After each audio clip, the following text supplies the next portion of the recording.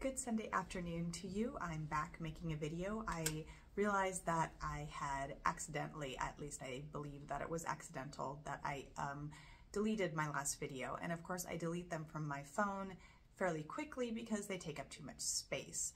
So my last video was not posted, and I have not posted a video since. I've been sort of demoralized, not just tired all the time, not feeling all that great, but it's okay. Everybody goes through these times, and I had wanted to jump right into the sequel to my book, Delivering Hope, which is still pending. The publication date I have right now is probably going to be 12/10 instead of November, because it's still with the editor, and after I get it back from the editor, I still have to go through my process of applying her edits and then uploading everything to Amazon. And it does take a while to get a print copy of the book from Amazon to just look at it to see what it looks like. I have gotten very bad copies from Amazon before where the margins were half cut off and it just looked terrible. Of course, that could happen with any batch of printing, and if my measurements are okay, then I can't really control some of that, but it is what it is. And I do like to look at a proofing copy. I want to just make sure there isn't anything in the book, in the print copy, that I have control over that I haven't fixed. So I'm looking at December 10th for my publication date for Delivering Hope. And I'm pretty excited about it, but like I said, I'm very tired, so it's hard to be excited about anything right now. And I have to take iron fairly regularly right now just because of just temporary glitches in my health. I know they're temporary. I don't have permanent health problems as far as I know. At least I hope not. But it is what it is. Yesterday I was so tired. Like, I like to dance when I walk my dog, and I walk every day, and I also exercise, but I walk every day. And yesterday I actually was so tired and uncoordinated that I fell off the curb and twisted my ankle. And it's so stupid, but I mean, I just walked it off and it's fine today. But that's how my life is going right now, and why I have not posted any videos. But as soon as I started making these excuses, well, I'm not going to post videos because I don't feel that great, I started seeing, and I've said this before, that I will see clusters of Bible verses everywhere, and in sometimes very strange places. So I can't say that it's a coincidence, and I don't believe that there are any coincidences in Christ. If you are a Christian and you keep seeing Bible verses, probably God's trying to tell you something, because that's the primary way He speaks to us. So after I stopped making videos, and I thought, well, as soon as I start feeling better, I will make videos again, I started seeing passages about Jonah from the Bible. And if you don't know about that, of course, I mean, everybody knows about Jonah. He was the one who was swallowed by the whale. He was swallowed by a whale, and he was in the belly of the whale for 3 days and 3 nights because he did not want to take a prophetic word to the Ninevites because he didn't like them. And maybe he was scared too, but the story doesn't really talk about him being scared. It just talks about him not wanting to. He doesn't like the Ninevites. He doesn't want to go there. He doesn't want to be a prophet. And because of that, he is punished by going to a kind of hell-like place and staying there for 3 days and 3 nights. And again, these Bible verses that I was seeing, they were coming from really random, well, not random. I don't even know if anything is random in this universe. I don't like using that word because it's so often misused, but we do not live in a random universe. And I don't know what you could actually call random in the world around us. Okay, so I don't, but when I say random, I guess what I really mean is unexpected. One of the places where I saw the story of Jonah in the Bible was from Jordan Peterson. Now, I don't watch Jordan Peterson videos. I don't really even like Jordan Peterson. His voice bores me to tears, and I want to fall asleep if I listen to him because he rambles on, and sometimes I can't make sense of what he's saying because he just rambles on, and I do the same thing. So maybe I'm really one to talk, you know, pot calling the kettle black or whatever, but he rambles and he doesn't seem to make any sense. But in this particular video that I started watching for unknown reasons, it was Jordan Peterson talking to an atheist who, after childhood, just thought all the Bible stories were crazy. And he had no context for understanding the wisdom in the Bible stories. To him, they were just loony. They were just crazy. And, you know, Jordan Peterson brought up, well, what about the story of Jonah? And talking about, this is one that people think is crazy. Well, it's crazy that a man was swallowed by a whale for not speaking the word of God. Well, it's not, because this is what happens when we refuse to speak. When we refuse to speak words that God gives us, or we refuse to speak words that we need to speak. We can go through a figurative hell, or we can go through a literal hell. And Jonah being swallowed by a whale, taken down into the deep of the ocean, is an image of hell. And it's actually what Christ said in the New Testament. He said, "You will receive no sign but the sign of Jonah," which he was referring to his own death and going down to the pits of hell for 3 days before he rose again. So that's what Christ himself is referring to. And so you can look at that story of Jonah, you can say, well, that's impossible for somebody to be swallowed by a whale or a fish or what have you. That's impossible, that would never happen. But you could also look at it as being a figurative hell, that he literally went into the depths of hell for 3 days until he decided to, or psychically into a hell for 3 days until he did what God wanted him to do. I don't know. It doesn't not really bother me to take Bible verses like that, as long as you recognize that Jonah is being portrayed as a historical figure, and he's actually talking to a historical group of people. How you interpret the scene with the where he is cast into the ocean and swallowed by a fish as being figurative or literal, it does not matter to me. That it's not an issue for me, because mythology, the way stories were told in ancient days, is different from the way we tell stories now, where we want everything to be literal, factual, down to down to the letter. We want everything to be the actual name, age, date. You know, you get these, you read news articles where you have edited portions, and it shows where something was edited at the bottom of the news article. This was edited to reflect that we had spelled his name wrong, or what have you. Now, I don't trust the media. I think that they generally are liars, but at least we come from this mindset where we want the actual facts. And in mythical storytelling, the fact that Jonah was called to be a prophet to the Ninevites, that is the important fact. The fact that he was punished for refusing to do so, that is also important. And the fact that he went through a hell-like existence for 3 days and 3 nights is a fact, no matter how you look at it, which is why Jesus could go back and say, "You will receive no sign but the sign of Jonah." I have to have a sip of coffee. So I started seeing those passages, and I'm like, okay, well, I don't really know what God has not given me a word to speak. God has given all Christians a word to speak, and that's the gospel. We're supposed to be spreading the gospel. But for me specifically, no, I don't think he's given me a specific word to speak here on YouTube. However, he seems to have made it clear that he wants me to come back and make my rather rambling videos that I do not have time to plan much about what I'm going to say. So it's just going to be what is on my mind that day or that minute right before I start the video, because sometimes I can't remember what I was thinking about an hour ago.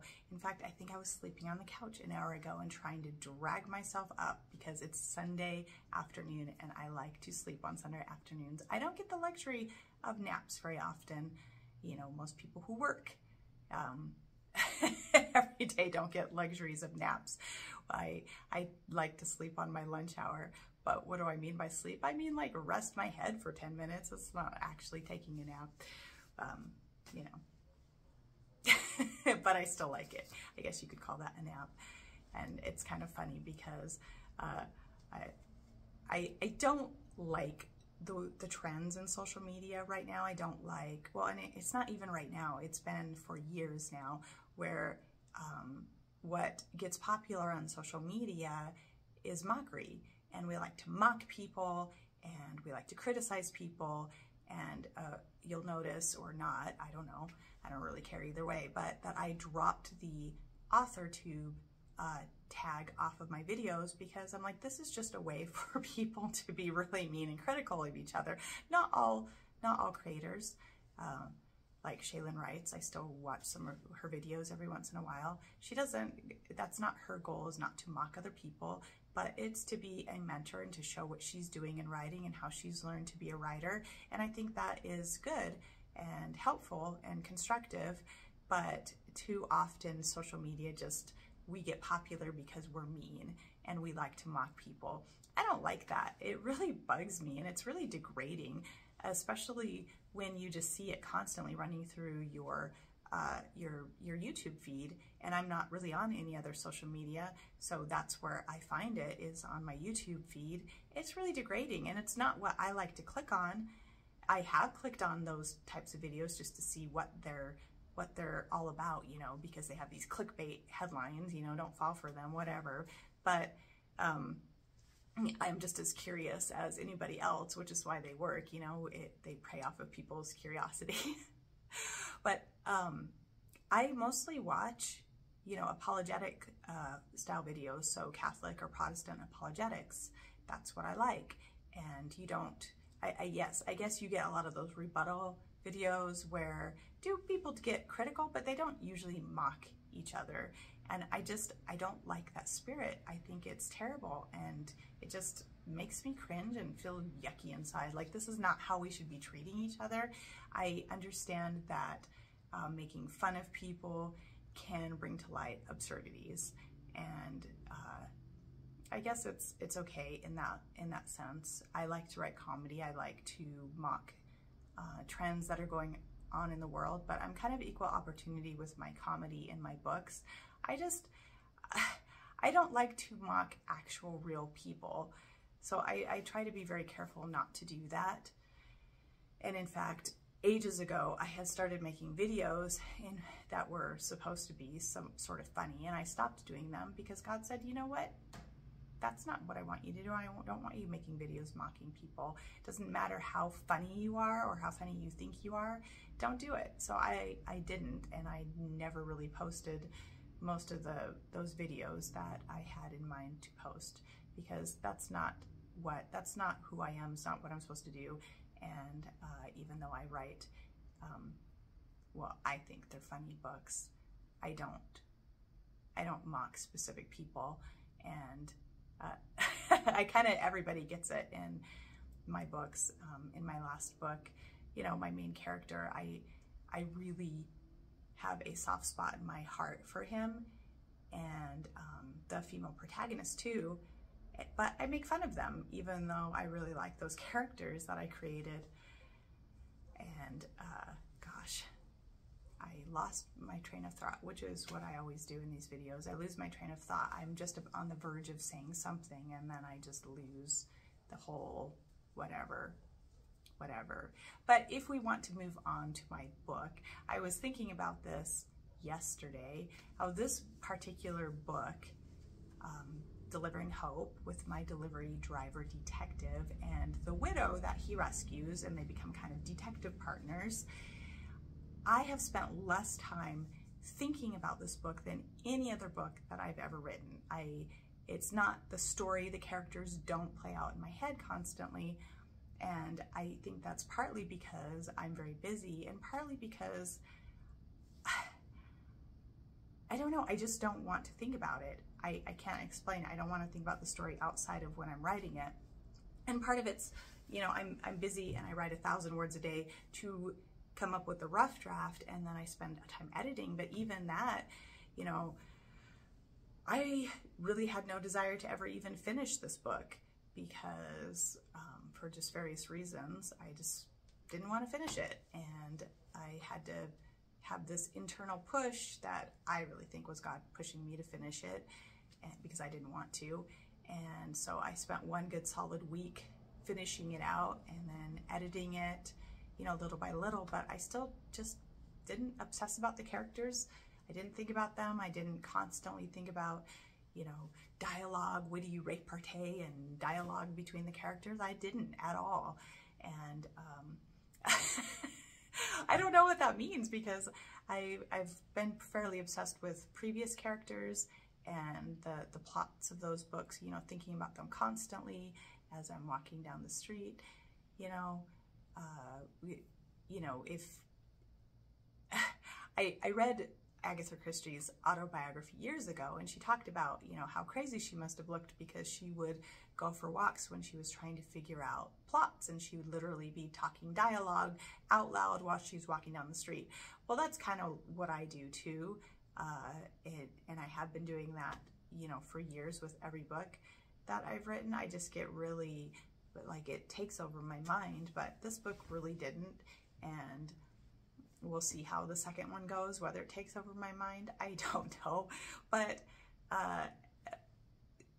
a lot of my characters, you know, authors put little bits and pieces of themselves in their characters, which is why they probably like them so much, because people are very self-focused. But it's kind of funny because although there are some personality traits that I would, you know, and biases that I would put in the head of my character, my main delivery driver character, and the woman, Aurora, they're not really that much, you know, they're very, very distinct. And I think that in the case of Aurora, yeah, I think that I would like to be more like her, because she's classically, she's somewhat emotional, but not overly emotional, and somewhat impulsive, and I'd love to be like that. Just a little more impulsive, to the fact that my delivery driver, he gets a little annoyed with her because he never knows what's going to come out of her mouth at any time, and if he's trying to, like, do some stealth investigating, she can just destroy something like that because she's kind of impetuous. And I like that, and I wish I was a little more like that, just a little more impulsive and impetuous, but whatever. I guess that's where you put personality traits in your characters that you lack and that you wish you had. And anyway, obviously it's really much harder to relate to a male character, although with him, yeah, a lot of what his thought processes, I think, are an extension of my own, obviously, because I created him, duh. But but aside from that, he really learned English well reading books, and he gained this large vocabulary reading books. And so he has this giant vocabulary that most people don't care about, and most people just don't. They think it's snooty to have a large vocabulary. I've gotten that a lot in my life. The whole conversation that I've had with people where they tell me that they just stop listening to somebody who speaks words with more than 2 syllables. And I usually don't even notice when I do. So it's a little frustrating to me. But what's ironic, of course, is that syllable has 3 syllables and they just used it. So maybe they should stop listening to themselves. But I find it strange, this sort of like being proud of being ignorant. It's like this anti-snobbery, but in this case, it's really proud of ignorance. I don't really understand it.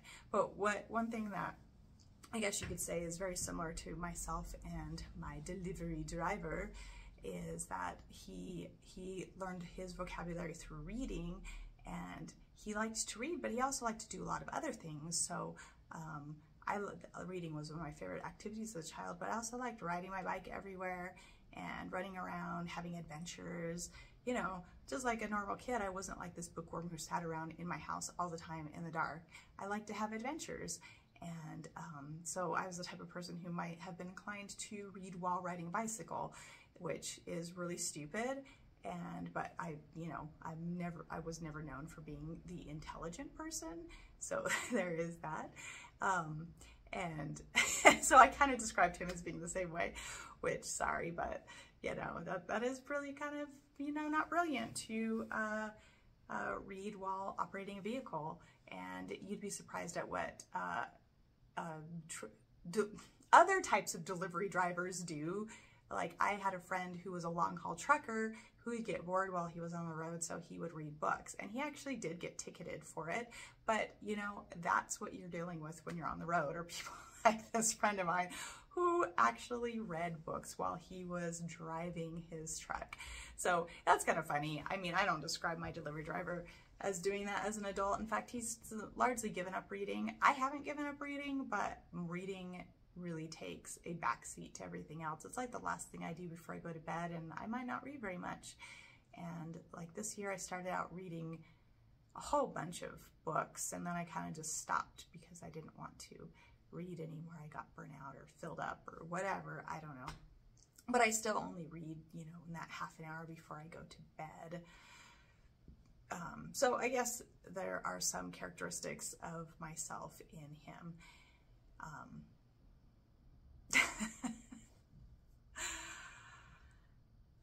Okay, I need another drink of coffee here.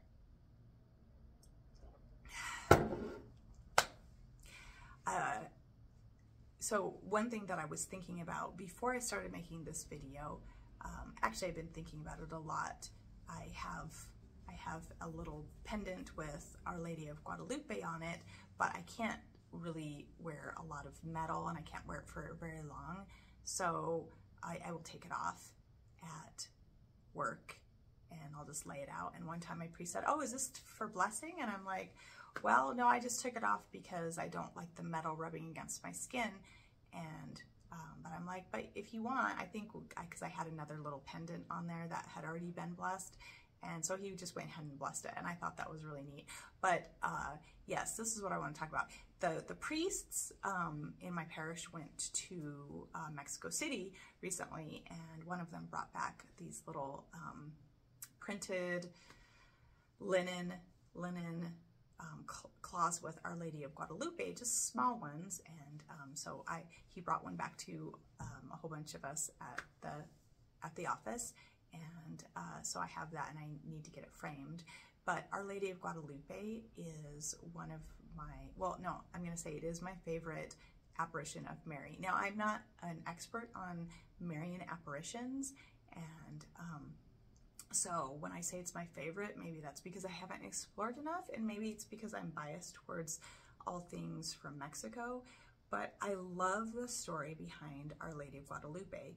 And in fact, I had thought about ordering a sheet like this one of the Good Shepherd, Jesus is the Good Shepherd, of Our Lady of Guadalupe, and I still might, and I might put it on this wall over here, and then I can just turn my desk around when I want to have her as a background. I think she's quite beautiful, and I'm just honestly, the story is really amazing to me, and I'm just in awe sometimes of how God chooses to reach people, because in this case it was Mary appearing to San Diego. I mean, I'm sure you know the story. She appeared to him, and she had told him to build a chapel, and the bishop did not believe him, and so she had to offer proof. Like, when he opened his cloak, there were roses there, and there was an image that was of Our Lady of Guadalupe was on his tilma, or his cloak, and that image has been has gone through scientific scrutiny, and it hasn't faded, and it's just all kinds of very strange, mysterious elements to this cloak. And also, so Our Lady appeared to a native Mexican, and all of the imagery on the cloak would have appealed to native Mexicans. So like she's standing on a part of the moon, so like almost stepping on their moon god, and she's standing in front of the sun, like blocking out their sun god. She's praying to God. She's pregnant with the Christ child. There's just all this. Oh, and the stars. So there's stars on surrounding her. Gosh, I wish I had a picture of her so I could just show you. I really didn't know I was going to talk about this because, as I've said before, I don't really, I don't really have a good image of her, sorry. Anyway, but she has these stars that, in the background, that are supposed to create like the hills and mountains of the Mexican landscape. So all of this would have been recognizable to a native Mexican, and this, you know, they were a pagan people, and some of the practices of the Aztecs were really quite brutal, and so this was a very peaceful image that was brought to them, and with symbolism that would have resonated with them, and I find that really neat. But one of the reasons why I was thinking about her recently is that I had listened to a video of the music on, oh yeah, go show yourself, look at it, s'mores, oh, little s'mores. No, he's not little, he's a big fluffy brat, and he's like the biggest dog in this house. Yes, there he is, the big fluffy brat. Okay, s'mores. Yes, big fluffy brat. Hi. I really need to wrap this video up since I need to finish what I was going to say. I'd listened to, oh goodness, I did not mean to do that. So you even knocked my desk. Okay, there. Now we're a little back to, I guess, centered. I don't know. I just don't want the particle board walls, even though I've shown them videos before. I mean, that's literally what I'm in, is a shed. This cloth is supposed to be covering the particle board walls. Then this little unfinished office space where I hide myself. Yes, hide myself away. Well, I can't hide myself from these dogs because this one at least knows how to open doors. Some more stuff. Okay. So I'd watched this video, well, I'd listened to this video of the music that was on the cloak, on the tilma of Our Lady of Guadalupe. And so apparently, and I do actually, this is where I thought maybe I had a good picture, because I printed out this article about how they came up with the music. It was a mathematician, where's his name? The print's really small. I need my reading glasses. I used to wear reading glasses as a prop when I made videos, just because, I don't know, because everybody needs a prop, you know, like something to make it easier to be on video. I don't know, I guess I don't really need that, but I do need it for this small print, and it is really small the way it printed. So let's see. Oh, Fernando Ojeda, so that's his name, and he had decided that, well, I think that you could make music out of this because of the symmetry of the image. And so he put it into a program. Let's see. Okay, so he says the mathematician Pythagoras pointed out that where there is perfect symmetry, there is music.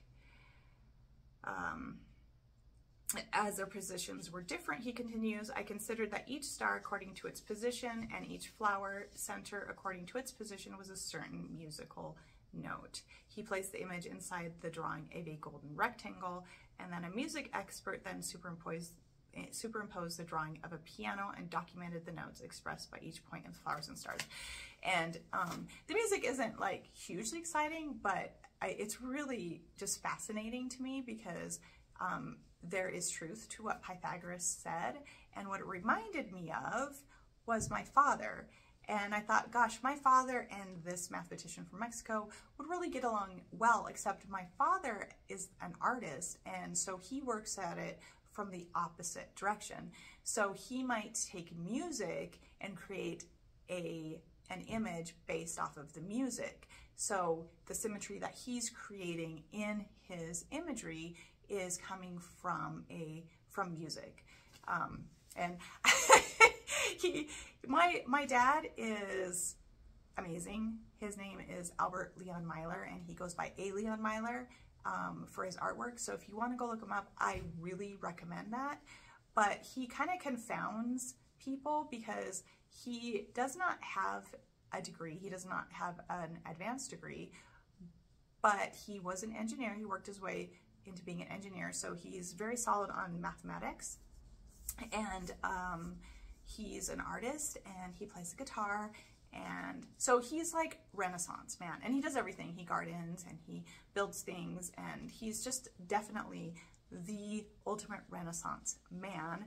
And he will confound, he lives in a town with a science college, and because he does, he tends to confound the educated scientists who think very highly of themselves and their own intelligence, but they're often very confused regarding his artwork, because his artwork has a very mathematical component to it, but it's also very artistic, and he will do crazy things like create images based off of music, and he will show that to the scientists, and he'll say, so this image is the symmetry of harmony or whatever, and the scientists just look at him like their brains aren't, I don't know, like you get these people who are super educated, but they're not that bright. I mean, honestly, they just really aren't.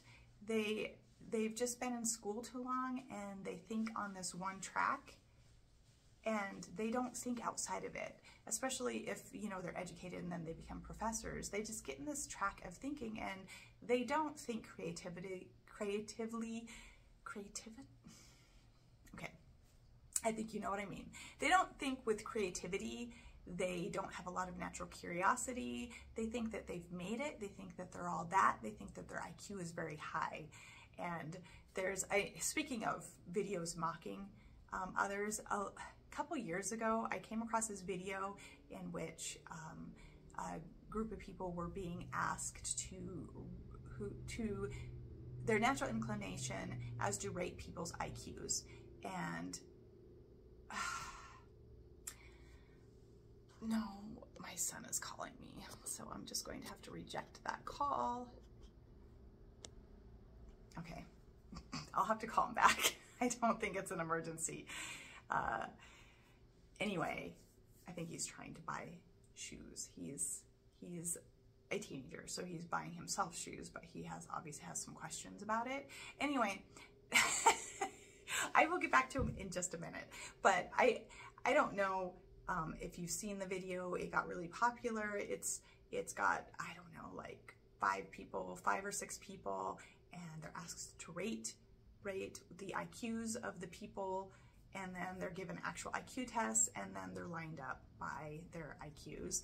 And there's this clip of this woman who thinks she's all that because she's got a master's and a PhD, and she's in a science field like biochemistry or something like that, and she thinks she's all that. So she rates this one young, like, redneck guy as being like the lowest IQ. Well, it turns out that this guy, and it's obvious to me that he does just by looking at his face, because he's awkward and weird, but he's immature, and so that's why he has this awkward, weird body language. But she thinks that he's stupid because he has awkward body language, and like, she knows nothing about the world. She hasn't spent any time observing the world. She's like 30 years old with all these advanced degrees. She knows nothing.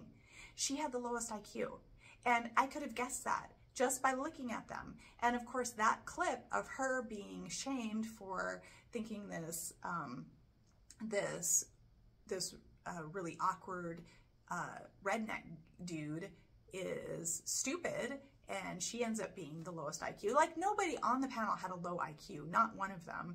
They were all average or above average, but hers was just funnily enough, hers was the lowest. I don't know how you get through a PhD with, I think her IQ was somewhere like 112, something like that. I don't know how you get through a PhD with that kind of IQ, but I don't really put that much stock into IQ tests. I just think it's funny because it basically backed up all my prejudices, which is those who think they're really super clever usually aren't that smart and they've gotten a lot of kudos in life, a lot of pats on the head, and they haven't spent a lot of time thinking and observing because they haven't had to.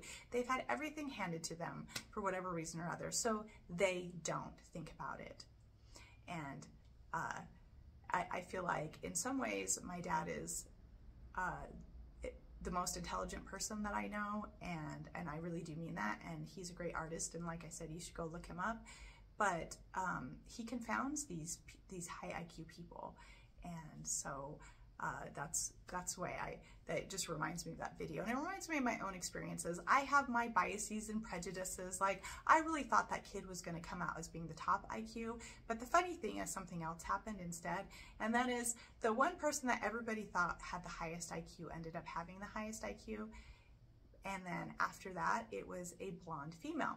Now, what cracks me up about this is that, okay, so I don't know if you consider my hair blonde. I'm older now, I'm not young. I don't have this bright golden hair like I used to have, but I come from like carroty redheads and are very, very red.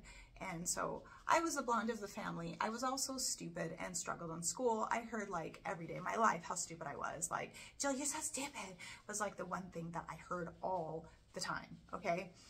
And I heard all these blonde jokes, and I'm like, I knew that inside that I was at least spent time, because I struggled in school, I think I would slow down and think about things on a slower way and be a little more observational than other people, which would help me to be more logical and come to me, more unique conclusions than other people. Yet I still heard how stupid I was from these people like this lady who thought everybody, like she was one of the top intelligent people because she had a PhD.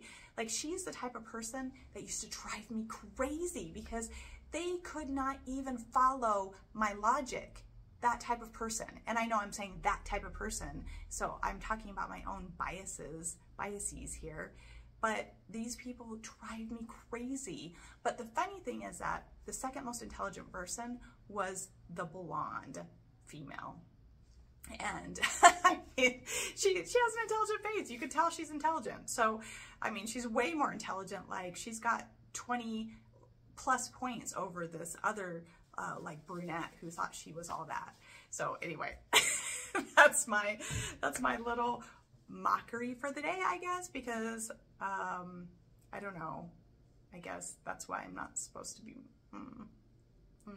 mocking people. I know it's bad, but it's just one of those comeuppance things where pride goeth before a fall. You think you're all that, and then you're going to fall. Kind of like I fell off the curb yesterday when I was like dancing, but I don't know that I thought it was all that. It's just that I go for a walk every day and I get really involved in my music. And usually if I'm dancing, it's going to be somebody like Fidel Rueda, and I love his music. It just makes me dance and feel very happy. But I've been playing on my accordion a lot. His song Paz en este amor. I love that song. It's my theme song right now. Don't even question why. You can go read the lyrics and say, oh, that's really weird.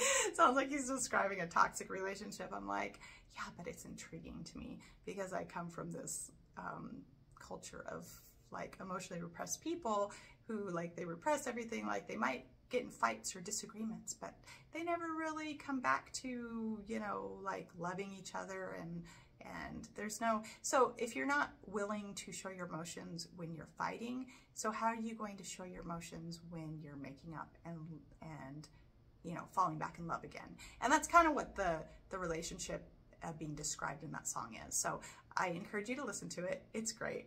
It's not a difficult song to play on the accordion. It's quite simple, but I like that song so much. It's my theme song right now, so I play it a lot on my accordion. And with that, yeah, and listening to it while I'm walking, or Fidel Rueda or whatever, I usually just let Spotify queue up my song list, and so I usually have him and Julian Alvarez and a lot of my favorites that I just love listening to, Clibere 50 and Los Dos Carnales, and then I get a lot of my classic favorite singers on there, like El Coyote or Pancho Barraza. And so it's kind of a really weird mix of like old songs, new songs, and different styles. I really like the banda style, so even when I listen to Norteño with the accordion, I like it when it has banda elements in it. Okay, so I'm going to call that